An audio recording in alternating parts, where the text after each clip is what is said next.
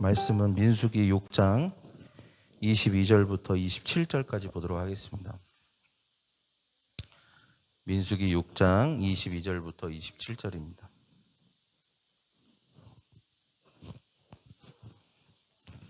자, 앞에 띄어져 있으니까 우리 한번 같이 읽겠습니다. 우리 어린이들이 좀 크게 한번 읽어봅시다. 시작. 여호와께서 모세에게 말씀하여 이르시되 아론과 그의 아들들에게 말하여 이르기를 너희는 이스라엘 자손을 위하여 이렇게 축복하여 이르되 여호와는 내게 복을 주시고 너를 지키기를 원하시며 여호와는 그의 얼굴을 내게 비추사 은혜 베푸시기를 원하며 여호와는 그 얼굴을 내게로 향하여 드사 평강 주시기를 원하노라 할지니라 하라. 그들은 이같이 내 이름으로 이스라엘 자손에게 축복할지니 내가 그들에게 복을 주리라. 아멘. 네. 우리 주아가 몸은 체구는 좀 작아도 힘이 있네요. 힘이. 오늘 반팔 입고 오신 분입니다. 할렐루야. 오늘 제목은 이렇게 자녀를 축복하라. 저를 따라해 볼까요? 이렇게 자녀를 축복하라 라고 하는 제목으로 우리 하나님의 말씀을 나누기를 원합니다. 기도하겠습니다. 사랑의 주님, 오늘 말씀을 우리가 듣게 될 때에 하나님이 우리에게 복을 주시는 분이시고 우리가 하나님께 복을 빌 때에 그 복이 우리에게 임함을 믿게 하여 주시옵소서. 하나님, 우리가 이것을 우리의 삶 속에서 매일 실천할 때 하나님이 우리의 삶의 형편과 상황이 어떠하든지 간에 우리의 삶을 승리케 하시고 복되게 하실 줄 믿습니다. 그런 우리 모두가 되게 하여 주시옵소서. 예수님의 이름으로 기도합니다. 아멘. 네. 오늘 말씀은 우리가 익히 잘 아는 말씀이죠.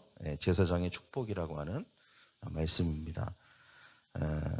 우리가 누리는 모든 복은 오직 하나님께서만 주시는 줄 믿습니다. 그러나 동시에 복은 하나님이 주시지만 그 복은 사람이 빌어주어야 합니다. 사람이 축복하면 하나님이 그 복을 내려주시는 것이죠. 그래서 하나님은 우리를 하나님의 동역자라고 칭하셨습니다. 절대 하나님은 홀로 일하시지 않습니다. 하나님은 자신의 자녀들과 함께 동역하는 길을 선택하셨습니다. 동역자라고 하는 것은 내 역할이 있다는 거죠. 하나님 역할이 있고 특별히 복을 받는 데 있어서 각자의 역할이 되게 중요합니다. 우리의 역할은 하나님이 주신 복을 하나님께 복을 빌고 전달하는 역할이고 하나님의 역할은 뭐냐? 복을 주시는 역할입니다. 그래서 각자의 두 역할이 만날 때 복이 현장에서 이제 펼쳐지고 성취되는 것이죠. 오늘 본문은 이스라엘 대제사장 가문에 하나님께서 명령하시는 말씀입니다. 너희가 이제 특별히 택함을 받은 대제사장 가문이고 내가 너희들을 이렇게 택하였으니 너희들에게 이런 축복권을 주니까 이렇게 이스라엘 백성들을 축복해라 라고 주님께서 그 권한과 그다음에 그 축복의 내용까지도 하나님께서 알려주시는 것이죠. 구약 레위 지파가 하나님의 특별한 선택을 받은 지파였습니다. 12지파 중에 레위 지파는 하나님을 섬기고 또 이스라엘 백성들을 섬기는 특별한 그런 직무를 받은 지파였죠. 또 그 지파뿐만 아니라 대제사장 아론 가문의 대제사장들이 이제 거기서 나오게 됩니다. 특별히 아론 가문이 그 역할을 감당했습니다. 신학 시대는 어떨까요? 신학 시대는 목사가 그런 역할을 감당하기도 하지만 엄연 베드로전서 2장 9절 말씀을 기반으로 할 때 너희는 택하신 족속이요 왕 같은 제사장이요 거룩한 백성이요. 여기서 왕 같은 제사장이라고 했습니다. 너희는 여기서 너희가 목회자만을 말하는 게 아니죠. 모든 예수 그리스도를 믿고 따르는 하나님의 자녀 모든 그리스도인들을 말하는 것이고 지칭하는 것입니다. 그래서 우리 예수 믿는 사람들은 다 하나님의 자녀이지만 또 동시에 왕 같은 뭐라고요? 제사장. 그래서 제사장에게는 이제 구약 시대에 두 가지 큰 직무가 있어요. 첫째는 뭐냐면 바로 이 하나님께 이 죄의 문제를 해결받도록 도와주는 역할을 하는 것입니다. 그 다음에 두 번째는 축복하는 거예요. 하나님과 그 다음에 이스라엘 백성 사이에서 이 백성들을 위해서 하나님께 복을 빌어주는 것입니다. 이것이 바로 제사장의 임무였던 것이죠. 제사장들은 복이 임하기까지 그렇게 하는 것입니다. 히브리서 4장 16절에 보면 우리가 긍휼하심을 받고 때를 따라 돕는 은혜를 얻기 위하여 은혜의 보좌 앞에 나아간다, 이런 말씀이 있습니다. 근데 이 은혜의 보좌, 이건 쉬운 자를 말하는 것이고, 이제 성소 안에 그 언약 말하는 것입니다. 그 쉬운 자, 은혜의 보좌를 말하는 것이죠. 여기는 제사장 마에 들어가면 바로 즉시 죽습니다. 근데 신약 시대는 예수님이 십자가에서 달려 들어가실 때 엄청난 일이 일어났죠. 바로 성소의 휘장이 찢어졌어요. 이 휘장이라는 것은 거룩한 곳과 거룩하지 않은 곳, 들어갈 수 있는 곳과 없는 곳. 그 시은저가 있는 곳은 거룩한 곳이기 때문에 휘장으로 싹 가려놨어요. 그런데 예수님이 십자가에 돌아가시고 할 때 어떤 일이 벌어집니까? 그 시은자 안에 성소를 구분하고 있던 성소의 휘장이 위에서 아래로 쫙 찢어졌다는 거예요. 이제 구분이 없어진 거예요. 구분이 없어진 거죠. 그래서 예수 그리스도의 십자가를 통해서 이제는 누구든지 담대하게 담력을 가지고 하나님의 시은자, 은혜의 보좌 앞에 나갈 수 있게 된 것입니다. 그게 이제 기도의 특권인 것이죠. 그래서 우리가 이 시은자 앞에 나가서 돕는 은혜와 긍휼하심을 받을 수 있는 것입니다. 할렐루야. 그래서 이제 구약의 제사장이 이런 역할, 복을 빌어주는 역할, 이렇게 복을 빌어라라고 하는 그 임무를 받았다면 이제 신약 시대에 와서 우리 모두가 바로 그 임무와 직무를 행할 수 있는 자격을 얻게 된 줄 믿습니다. 그렇다면 그것을 실제 삶 속에서 행할 수 있을까요? 물론 오늘 이 제사장이 이제 백성들에게 이렇게 복을 빌어주어라라고 하나님이 부탁하신 말씀, 명령하신 말씀이지만 오늘날 우리는 특별히 부모가, 영적 권위자인 부모가 자녀입니다. 할렐루야. 이렇게 축복하는 직무를 감당해야 될 줄 믿습니다. 그럼 나는 아직 결혼도 안 했고 그런데 그러면 어떻게 하죠? 그러면 본인 스스로 자기를 위해서 이렇게 기도하시면 됩니다. 축복을 빌어주시면 될 줄 믿습니다. 또 부부끼리 축복을 빌어주고 또 확장된 가족인 세런들에게 하나 영적 가족에게 이렇게 복을 빌어줄 수 있습니다. 특별히 부모가 자녀들에게 이렇게 복을 빌어주는 은혜가 있기를 원합니다. 할렐루야. 11장 11절에 보면 정직한 자의 축복을 통해 자랑스럽게 되지만 망하게 한다 라고 하는 말씀이 있습니다. 이 축복하는 자가 있다는 것입니다. 그 또는 가정을 말할 수도 있겠죠. 그 가정이 복을 받는다면 자랑스럽게 된다는 건 복을 받았다는 거죠. 그리고 그 마을 도시가 가정이 복을 받았다면 그것은 축복하기 때문이라고 말하고 있는 것입니다. 여러분, 사단은 우리의 가정이, 우리의 자녀가, 우리의 셀이 복받기를 원할까요? 그렇지 않습니다. 항상 한 도시와 가정이 되기를 원합니다. 그래서 마을이, 가정이 망하기만을 고대하고 있는 것이죠. 그러나 처리되고 복이 넘치기를 원하십니다. 그래서 요한복음 10장에 도적이 오는 것은 도둑질하고 멸망시키려는 것뿐이지만 내가 온 것은 풍성하게, 예수님이 온 것은 풍성하게 하기 위해서 왔다라고 말씀하십니다.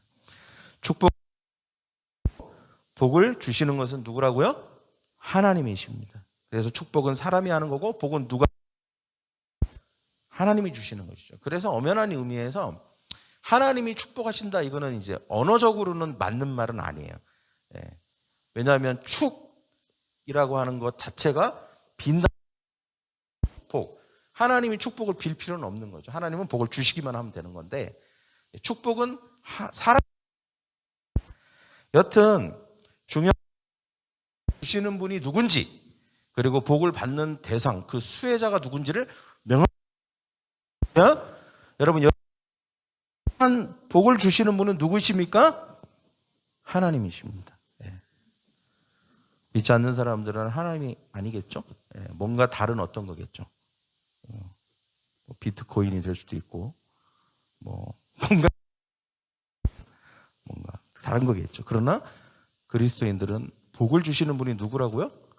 예, 하나님이십니다. 하나님. 복은 하나님의 자녀인 것이죠. 그래서 성경에 오늘 우리가 읽은 말씀에 그것을 명확하게 하고 있어요.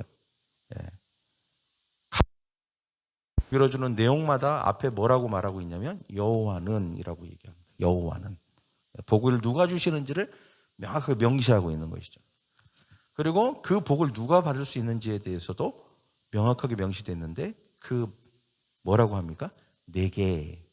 여호와는 내게. 이렇게 분명히 말하고 있다는 것입니다. 하나님에게 복을 주시는 수여자시고 우리는 하나님의 복을 받는 수혜자입니다. 저를 한번 따라해볼까요? 하나님은 나에게 복을 주시는 분이십니다. 할렐루야. 그리고 하나님이 우리에게 복을 주신다는 것은 우리가 겸손해야 된다는 것을 말하는 것입니다. 여러분, 비가 내릴 때 어디로부터 어디로 내리죠? 비가 내리면 위에서 아래로 내리지 않습니까? 위에서 아래로. 성경에는 비를 아주 종종 축복으로 상징을 할 때, 여러분 우리가 이 비가 내릴 때 이제 과거, 지금은 우리가 수도가 다 깔려 있고 하수도관이 잘 돼 있으니까 제가 이스라엘 성지순례를 갔는데 거기서 비 한 방울은 너무 소중해요. 왜냐하면 어차피 강수량이 많지가 않기 때문에 비가 내리면 그 비를 모으는 게 핵심이에요. 그러니까 예를 들어서 땅에 비가 내리면 막 언덕이 다 아무것도 없어요. 그냥 내리는 순간 다 흡수해 버려요. 땅이 메말라 있기 때문에. 근데 그 언덕, 메마른 언덕, 삭막한 언덕, 그 광야에서 그 비를 모으는 거예요. 어떻게 모으냐면 돌을 쌓고 흙을 쌓아서 길을 만들어요. 비가 내리면 그 비가 낮은 곳으로 흘러서 한 곳으로 모이게 만들더라고요.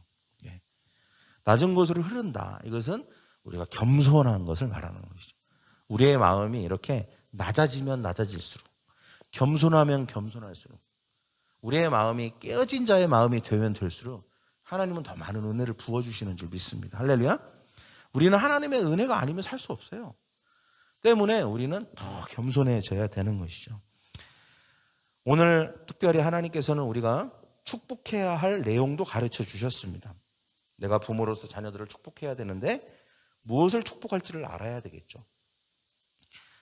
물론 우리가 확장된 가족으로서, 영적 가족으로서 세련들을 어떻게 축복하고 또 우리 스스로를 어떻게 축복해야 될지도 오늘 이 말씀을 통해서 배울 수 있습니다. 23절에 분명히 말하고 있어요. 이렇게 축복하라. 23절 저 끝에 보면 이렇게 축복하여 이르되, 이렇게 분명히 말하고 있습니다. 저를 따라서 이렇게 축복하라. 이렇게 축복하라. 첫 번째, 그러면 이렇게 축복하라는 거에 첫 번째가 뭘까요? 저를 한번 따라해볼까요? 지켜라. 24절 말씀에 보면 여호와를 지키시기를 원하며 이렇게 말씀하고 있습니다. 뉴스를 보니까 지난 2월 16일 날 지역사회 활성화 기반 사업 일환으로 10개 지자체를 선정을 했어요. 그 선정 기준은 뭐냐면 특별히 평균 연령이 낮은 거예요. 그 지역이 부산, 제주, 이렇게 전주 이런 데가. 대전은 빠져 있더라고요. 안타깝게. 근데 이 여기가 뭘로 지정이 되냐면 어린이가 행복한 도시가 되게 하겠다. 그래서 여러 가지 사업들을 이제 각 지자체에서 하는 것이죠. 국가도 행정부처도 이 어린이의 행복에 대해서 관심이 많습니다. 하지만 자녀들이 행복하기 위해서 정말 꼭 필요한 게 있습니다. 물론 이런 것도 필요하지만 그것이 무엇일까요? 그것은 바로 하나님이 우리 어린이들에게, 우리 자녀들에게 복을 주셔야 된다는 것이죠. 특별히 지켜주시는 복이 있어야 될 줄 믿습니다. 할렐루야. 여러분, 특별히 이 시대가 더욱 그렇지 않습니까? 우리 자녀들이 진짜 지켜주심의 복이 있어야 되는 시대를 우리는 살고 있죠. 안전사고로부터,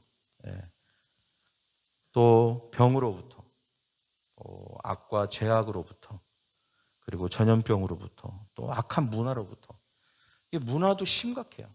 여러분 이제 코로나가 이제 거의 2년이 다 돼 가는데 우리 초등학교생들이 그 유해 콘텐츠 접속률이 1년 사이에 16%가 더 늘었대요.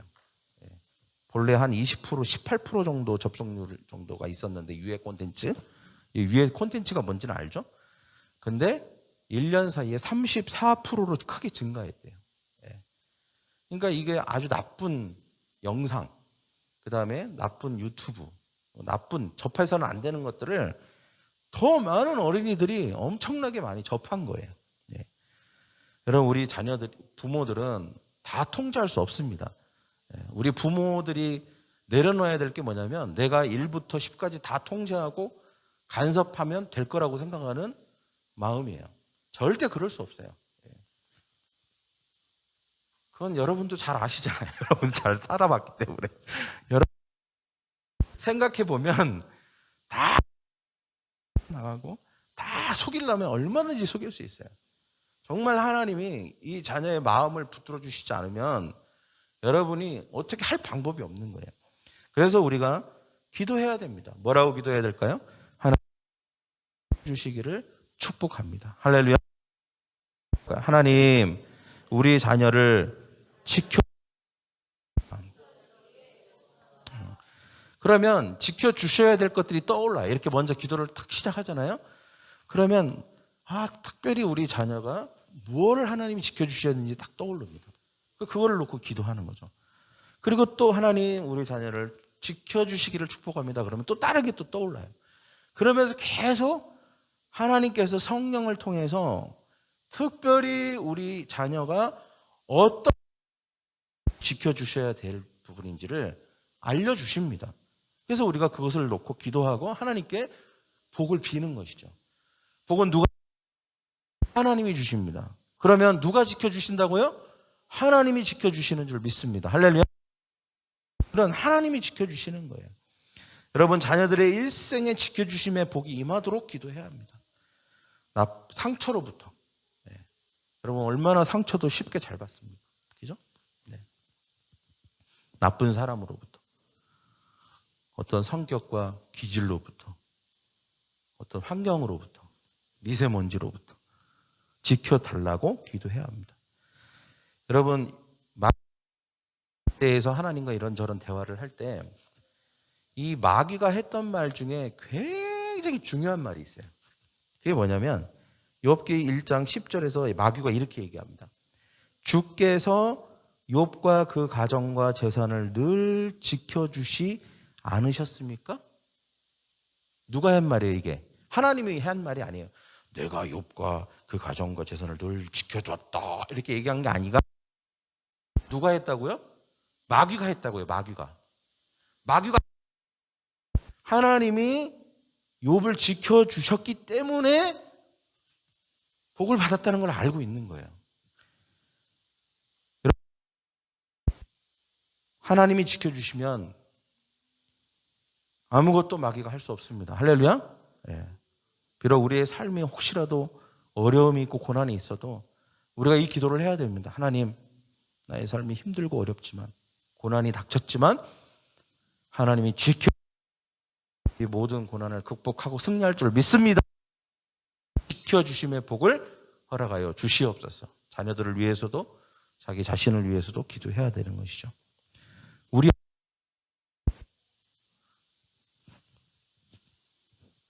지켜주심의 복을 구하기 바랍니다. 할렐루야. 주님이 그럴 거예요. 네가 지켜주심의 복을 구하였더냐? 하나님, 우리 아이가 왜 이럴까요? 네가 지켜주심의 복을 구하였더냐? 주님이 되물으실 줄 믿습니다. 할렐루야. 축복은 뭘까요? 그것은 은혜 주시기를 축복하라는 것입니다. 25절 말씀에 보면 여호와는 그의 은혜 주시기를 원하며. 여러분 은혜가 뭘까요? 저는 참 이게 제일 신앙생활하는데 중요하다고 생각해요. 은혜는 무슨 현물이 아니에요. 무슨 현물이나 뭐가 뚝 떨어지거나 이게 아닙니다. 은혜. 은혜는 뭐냐면 선물인데, 이 선물이 무슨 선물이냐? 자격 없는 자에게 주시는 선물이에요. 그러면 여러분, 우리가 하나님과의 관계에서 절대로 자격을 갖출 수 없는 게 뭘까요?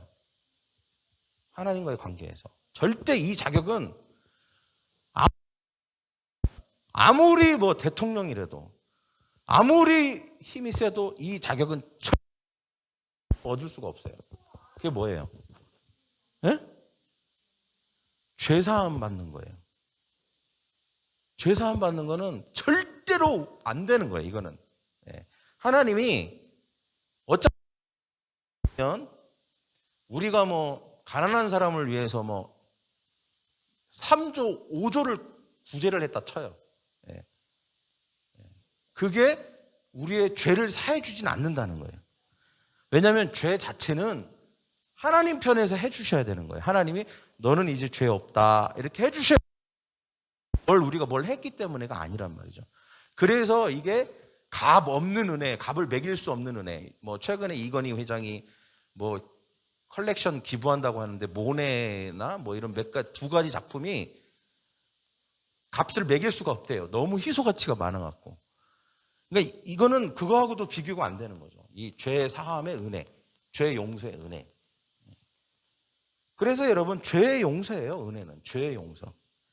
자격 없는 자가 받는 최고의 선물이죠. 하나님 죄를 용서해 주셨다. 여러분, 죄의 힘으로부터 자유를 얻지 못하면 우리가 힘있게 살 수 없습니다. 왜 우리가 자녀를 위해서 기도할 때 하나님 은혜 주심의 축복을 주시옵소서 라고 기도해야 할까요? 하나님 우리 아이가 좋은 학교 가게 해주세요. 뭐 이런 기도보다 먼저 해야 될 기도예요. 진짜 중요한 기도거든요. 우리가 이 기도를 안 하는 것에 대해서 심각하게 생각해야 돼요. 왜냐하면 죄 문제가 결국은 사람을 힘있게 하느냐, 힘없게 하느냐, 능력 있게 하느냐, 능력 없이 살게 하느냐의 모든 기준이 바로 여기에 있거든요. 죄책감이 있으면 사람이 능력이 있을까요, 없을까요? 죄책감과 그 죄의식에 시달리는 사람이 힘 있는 거 봤습니까? 예. 여러분, 우리가 사람과의 관계에서도 그렇고 누구를 만날 때도 그렇고요, 죄의식, 즉 뭔가 잘못한 게 있으면 사람이 자신감이 뚝 떨어져요. 그죠? 예. 뭔가 캥기는 게 있고 잘못한 게 있으면요, 당당할 수가 없는 거예요. 그래서 여러분, 우리 능력 있게 힘 있게 살기를 원하면 이 기도를 꼭 해야 됩니다. 하나님, 우리 아이가 은혜를 입게 해주세요. 즉 죄 문제를 늘 해결하고 살게 해주세요. 하나님 앞에 용서를 받고 당당히 죄의식이나 죄책감에 시달리지 않고 당당하게 그렇게 살게 해주세요. 이렇게 기도해야 되는 것입니다. 사람도 피하고 하나님도 피합니다. 그래서 성경에 보면 그렇게 하나님과 당당하게 교제했던 아담과 하와도 죄 짓고 난 다음에 어떻게 합니까? 나무 사이에 숨잖아요. 예. 숨어요. 예. 자신감이 없어지는 거예요. 그 우리의 내면에 뿌리에 죄책감이 항상 우리의 삶을 꽉 이렇게 붙들고 쇠사슬처럼 묶고 있는 것입니다. 화장하고 옷 입고 잘 입고 뭐 이런저런 세상의 것들을 취하니까 겉으로는 멀쩡해 보이고, 그래도 그 내면의 뿌리에 죄책감과 죄의식이 딱 그 아이를 사로잡고 있잖아요. 그 아이는 평생 행복할 수가 없는 거예요. 그래서 여러분, 우리가 자녀들을 위해서 대신 심판받았고, 예수님이 십자가에서 아버지 왜 나를 버리십니까? 라고 하면서 대신 저주를 모두 받으셨잖아요. 그래서 그분의 용서를 받으면 죄값이 치러졌기 때문에 이제 나는 당당하다. 이제 하나님은 나를 보실 때 죄인으로 보시는 게 아니라 죄 없는 하나님의 사랑스러운 자녀로 보신다. 는 자의식, 그 굉장히 중요한 거예요. 자존감, 자의식. 자존감은 다른 데서 오는 거 아니에요. 여러분, 여러분의 자녀들이 자존감을 가지고 행복하게 살기 위해서 여러분이 자녀를 위해서 수많은 투자를 하시는 줄 압니다. 그러나 그 어떤 것을 투자한다 할지라도 그 아이가 죄의식과 죄책감과 이런 것 가운데 사로잡혀 있으면 절대 그 아이는 행복할 수 없어요. 그래서 우리가 이 기도를 꼭 해야 되는 것이죠. 물론 우리가 살면서 죄를 짓죠. 그러나 이 죄에 완전히 묶이는 것과 살면서 죄를 지을 때 내가 언제든지 이 죄를 지었다 할지라도 하나님 앞에 나아가서 죄를 용서를 구하고 그 십자가의 보혈과 능력이 있기 때문에 하나님은 언제든지 나를 단 한 번도 죄를 짓지 않는 사람처럼 보실 것이다라는 확신과 믿음, 죄사함에 대한 확신, 구원에 대한 확신을 갖고 살아가는 게 중요해요. 애들이. 할렐루야. 그럴 때 그 아이는 잘못할 수가 없어요. 우리가 죄를 지으면 하나님도 우리를 외면하실 수밖에 없잖아요. 그죠? 왜 보면 죄를 지은 사람도 그 수치심과 죄의식과 죄책감 때문에 피하지만, 하나님의 얼굴을 피하지만, 결국은 뭐 하나님을 피한다기보다는 자기가 얼굴을 피하고 다니는 것이죠. 근데 오늘 우리가 이 거북스러우면 피하게 되잖아요. 얼굴을 돌리게 되고. 왜 보면 여러분 혹시 이제 그런 경험 있으세요? 정말 싫은 사람이 있으면 얼굴을 싫거나 나를 괴롭히거나 모르는 척하고 이렇게 지나가고 그러지 않습니까? 여러분 우리가 하나님이 우리를 외면하시는 상황이 있으면 안 되는 것이죠. 그래서 25절에 우리가 은혜를 구할 때 앞에 되게 중요한 전제가 나와요. 그게 뭐냐면 너를 향하여 얼굴을 비추사. 할렐루야. 그다음 얼굴을 향하여 드사. 이 얼굴을 비춘다. 얼굴을 향하여 든다. 하나님이 얼굴을 돌리시지 않는다는 거예요. 하나님 얼굴을 우리 가운데 비추시고 하나님이 우리를 향해서 얼굴을 들어 보신다는 것입니다. 은혜 용서를 받은 자라면, 죄의 용서를 받은 자는 하나님의 얼굴을 마주하여 보는 복을 누리는 거예요. 여러분 우리 당당하면요, 엄마 앞에 코앞에 와갖고 엄마 눈을 똑바로 쳐다보면서 요구할 거 요구하고 합니다. 근데 잘못하면 그렇게 못해요. 슬금슬금 피하고 자기 방에 들어가 있고 화장실에 숨어 있고 한가히 그래요. 근데요 여러분, 그 문제가 그 관계를 가로막는 문제가 해결되면 똑바로 가서 엄마 앞에 가서 얼굴과 얼굴을 막 이렇게 붙을 것처럼 이렇게 와갖고 그럽니다. 여러분 이게 축복인 거예요. 할렐루야. 우리 인간관계에서도 축복이지만 하나님과의 관계에서도 이게 큰 복인 것입니다. 하나님께서 나에게 향하여 은혜를 베푸시는 것이죠. 용서하시고 나는 너를 절대로 죄인으로 보지 않는다. 너는 사랑스러운 나의 자녀다. 라고 얼굴을 보며 말씀하시는 것이죠. 얼굴을 기쁜 마음으로 바라보는 복. 이것이 바로 은혜를 구하는 축복인 줄 믿습니다. 할렐루야. 자녀들이 십자가의 은혜를 깨닫는 게 중요해요. 그리고 죄의식에 빠져 살지 않도록, 그렇기 때문에 우리가 기도해야 되는 줄 믿습니다. 여러분, 애들을 아무리 깨끗한 옷을 입혀놓으면, 애들을 깨끗한 옷을 입혀놓잖아요. 이제 막 산 옷, 그리고 하얀 옷을 입혀놓으면 아무 데 가서 앉지 않습니다. 그냥 서 있지. 근데 이러저러 하다가 막 더러워지잖아요, 옷이? 그럼 어떻게 해요? 저도 그런 경험이 있지만 땅바닥에 그냥 앉아요. 어차피 그렇게 되면 안 되는 거죠. 그래서 우리가 이 죄사함의 은혜를 입으면 그 아이가 평생 그렇게 거룩하게 살아요. 거룩하게 자기 자신을 지키고 죄로부터, 악으로부터 자기 자신을 지켜가면서 사는 것입니다. 그래서 사도 바울도 성도들을 향해서 편지를 쓸 때 항상 앞과 뒤에 그 민수기 6장 22절의 그 복을 성도들에게 똑같이 했다고요. 뭐라고 합니까? 항상 은혜와 평강이 있을지어다.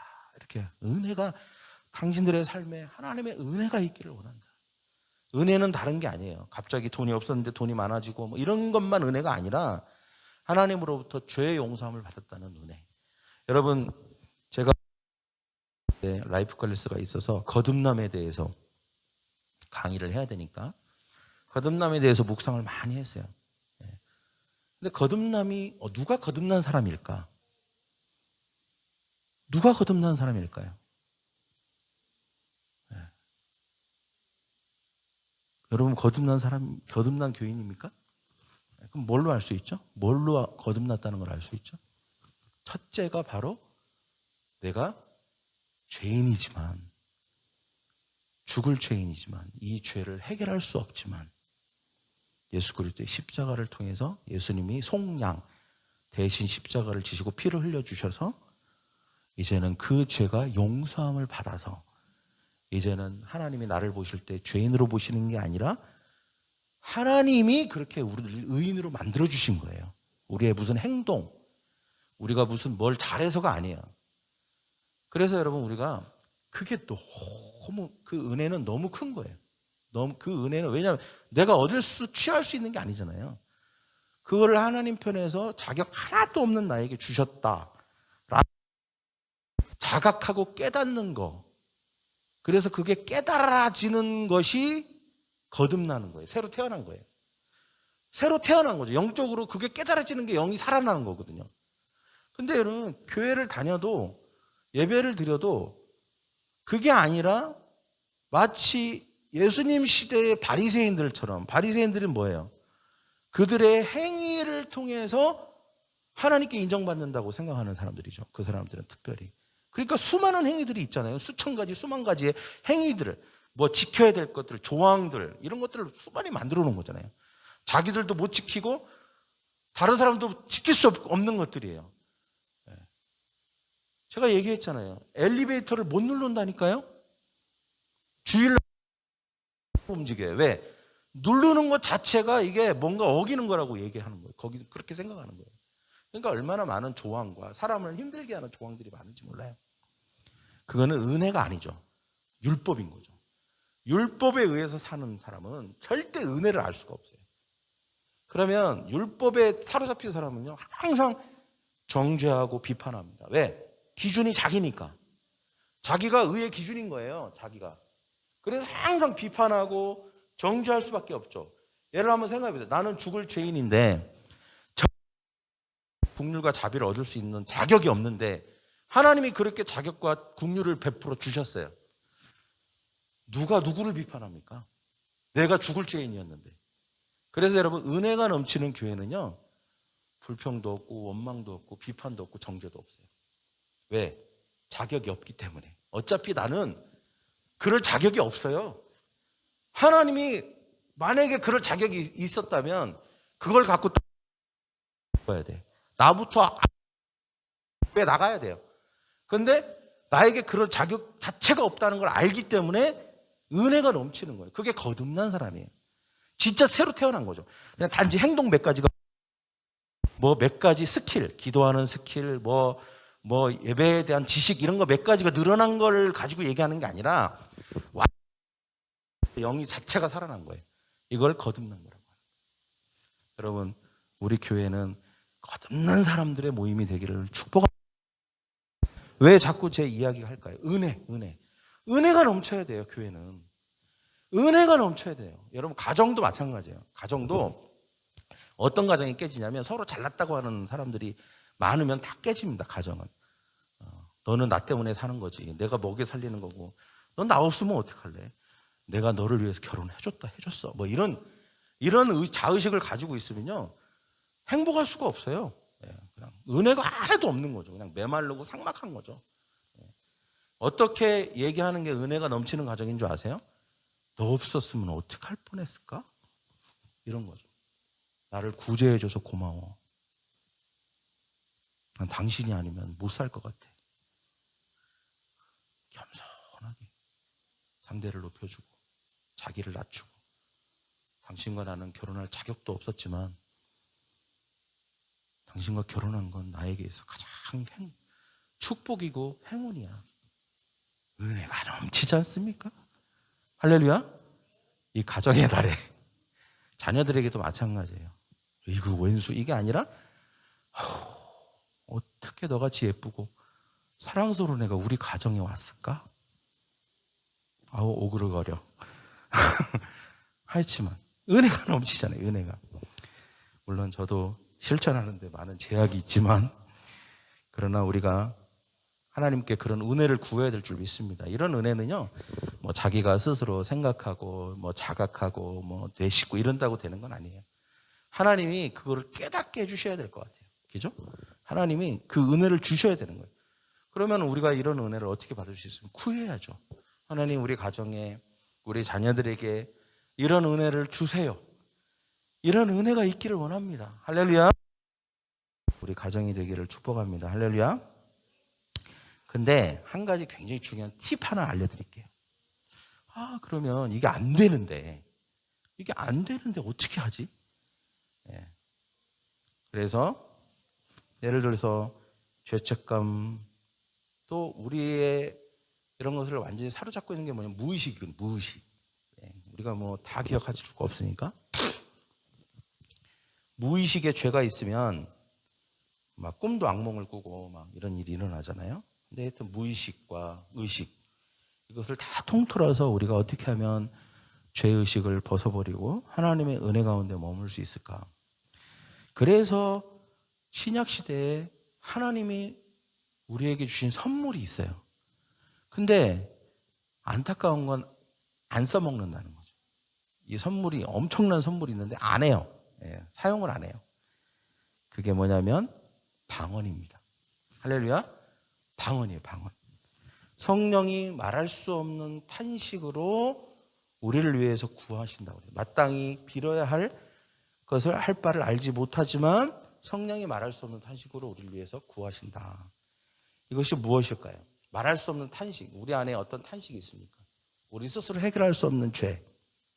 이것이 우리의 탄식이잖아요. 성령님 그걸 알아요. 또 우리가 의식으로 무의식으로 다 그것이 무의식 가운데 있다 할지라도 성령님은 빛이시기 때문에 우리 안에서 다 그것이 보입니다. 그래서 우리가 방언, 성령이 말하게 하시는 것이죠.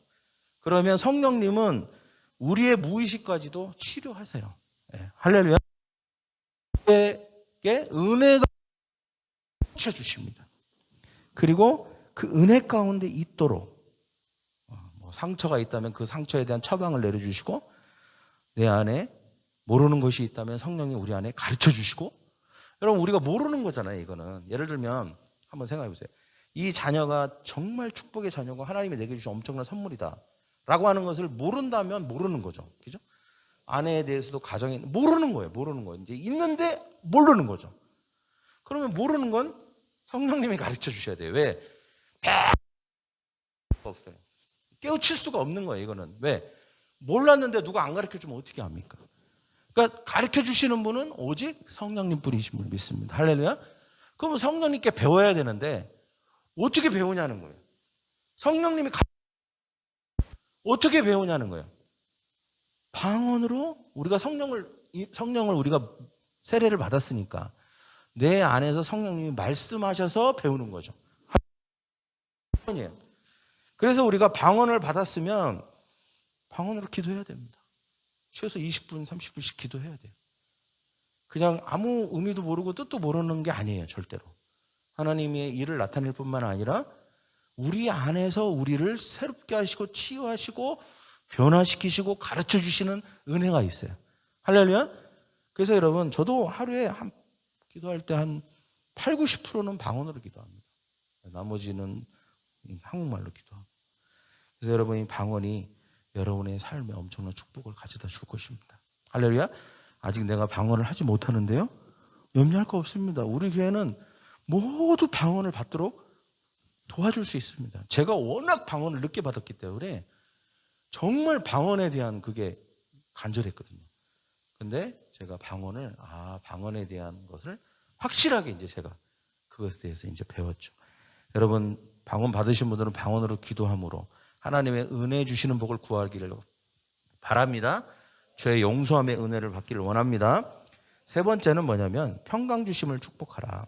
26절 같이 읽겠습니다. 시작. 여호와는 그 얼굴을 내게로 향하여 드사 평강 주시기를 원하노라. 바울도 은혜뿐만 아니라 은혜와 평강이 너희에게 있을지어다 라고 했습니다. 샬롬이라고 하는데, 평강을, 이 샬롬은 단지 마음의 평안만을 의미하지는 않습니다. 물론 마음의 평안이 가장 중요하죠. 그러나 모든 성도들의 삶의 영역에 복이 넘치는 상태를 샬롬이라고 합니다. 우리의 육체, 관계, 재정, 인맥 이게 차고 넘치는 것이죠. 그래서 그것이 이제 평화로운 상태가 되는 것. 결핍은 우리에게 평화를 빼앗아 버리잖아요. 근데 차고 넘치면 우리가 안정감을 느끼는 것이죠. 그래서 여러분, 하나님은 우리의 삶에 결핍이 있기를 원하지 않습니다. 뭔가 부족한 것이 있거나 뭔가 문제가 있기를 원하지 않아요. 하나님은 온전한 걸 좋아하십니다. 그래서 평강도 하나님께 구해야 되는 줄 믿습니다. 할렐루야. 주님 나에게 샬롬의 복을 주시에게 샬롬과 평강의 복을 주시옵소서. 여러분, 우리가 천국 가지 않고 지옥 가지 않고 천국 가는 것도 영혼의 샬롬입니다. 재정과 건강이 강물처럼 흐르고 회복되는 것도 학업과 관계와 사업과 직장이 잘 되는 것도 샬롬입니다. 우리 자녀들이 이렇게 샬롬을 누리며 살아가야 될 줄 믿습니다. 할렐루야. 넘치는 기쁨, 넘치는 에너지, 그게 마음의 샬롬입니다. 저랑 주시도록 모의 축복을 하라. 할렐루야. 그런 저와 여러분이 되기를 축원합니다. 이렇게 축복하라. 뭐라고요? 첫째, 지켜주심. 지켜주시라고 축복하라. 두 번째, 내주시라고 축복하라. 세 번째, 기를 축복하라. 여러분, 이 가정의 달에 하나님의 지켜주심의 축복, 은혜 주심의 축복, 평강 주심의 축복이 여러분의 삶에 가득 넘치기를 축원합니다. 할렐루야. 이 시간 가슴에 손을 얹고, 오른손은 가슴에, 왼손은 가슴에, 오른손은 여러분의 머리에 손을 얹고 이 시간 같이 기도합시다. 사랑의 주님, 이 시간 우리에게 제사장을 감사합니다. 예수 그리스도를 통하여서 우리가 이 특권을 얻었으니 하나님이 복을 주시고 우리는 복을 받는 자들입니다. 이렇게 축복하라 하신 주님의 명령을 따라 우리 자신과 우리의 자녀들을, 우리의 가정과 우리의 세론들을 이렇게 축복할 것입니다. 주님, 하나님의 은혜로 주시옵소서. 불과 구름 기둥으로 우리를 지켜주시옵소서. 보호해 주시옵소서. 이 세상으로부터, 악으로부터, 죄로부터, 모든 재난으로부터 우리를 지켜주시기를 구합니다. 주님, 우리 주시옵소서. 또한 주시기를 구합니다. 은혜의 축복을 구합니다. 우리가 오염되지 않게 하여 주시고, 우리가 우리의 잘못으로 죄에 오염됐다 할지라도 죄를 구하셔서 우리가 함께 회개하고 용서, 예수 그리스도의 십자가를 통하여서 예수 그리스도의 피를 바라보시며 우리의 모든 죄를 사하시고 우리를 하는 줄 믿습니다. 하나님, 이 은혜가 우리의 삶에 가득 넘치게 하여 주시옵시고, 그래서 행복하고 기쁘게 하여 주시옵소서. 주님, 이제 평강의 복을 구합니다. 우리의 삶에 하나님의 평강이 그 샤입니다. 여전히 우리의 삶에 고통이 있고 우리에게 힘든 일들이 일어났습니다. 그러나 주님은 우리에게 평강을 주시는 분이십니다. 주님, 우리에게 주시옵소서. 우리의 모든 건강의 영역에 평강을 주시고 주시고 평강을 주시옵소서. 우리의 이루어지기를 원합니다. 주님, 우리에게 있는 모든 영을 제하시고 우리의 삶을 살아가여 주시옵소서. 이것이 우리가 축복 축복의 내용이 되게 하여 주시기를 원합니다. 특별히 축복합니다. 그들의 은혜 건강의 축복이 있을지어다. 주님, 우리를 그렇게 복 주시옵소서. 감사하며 예수님의 이름으로 기도하옵나이다. 아멘.